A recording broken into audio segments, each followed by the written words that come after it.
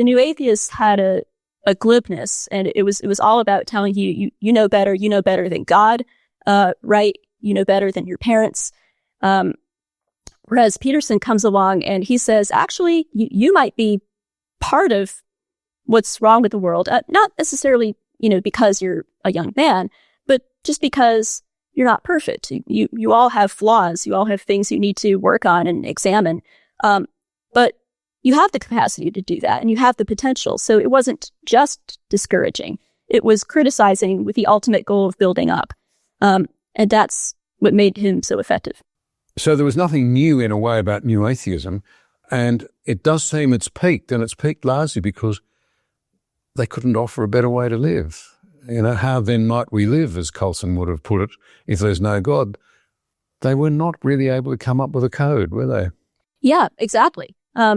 And what's interesting to me about Peterson is that he's a marginal figure. He sort of, that's his own word for himself, I exist on the margins. So he himself personally feels like he can't commit to the Christian faith. And when you see him interacting with somebody like Richard Dawkins, I think they really share a lot of presuppositions in common, maybe ultimately about how things actually are, how the world is actually constituted. But as you say, Peterson is asking that question of, okay, but how now shall we live? So great, you took away people's comfort, you took away people's security, you took away the thing in which they found meaning. What's your plan now for what they should do? And Dawkins would say, well, it's none of my business. That's for them to figure out. I'm just here to say true things. And I think there's something to be said for truth's sake. And in that sense, you could say maybe I'm actually a little bit sympathetic to Dawkins.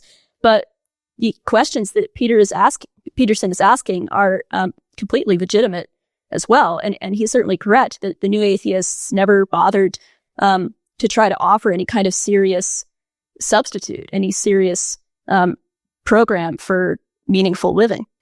My understanding is that many of them did. They recognized that was a weakness, but they weren't able to do it. I mean, how do you? Yeah, well, you could try to do what Sam Harris does, and I think that's why Peterson tried to engage some more with Harris at the beginning, because, Harris will try to sort of cobble together his little moral system based on well-being, right?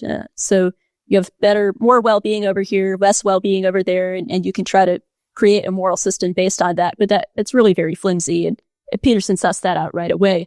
And so you have meditation. You can try that, I guess, but that's a pretty flimsy substitute as well. It ends in emptiness, ultimately.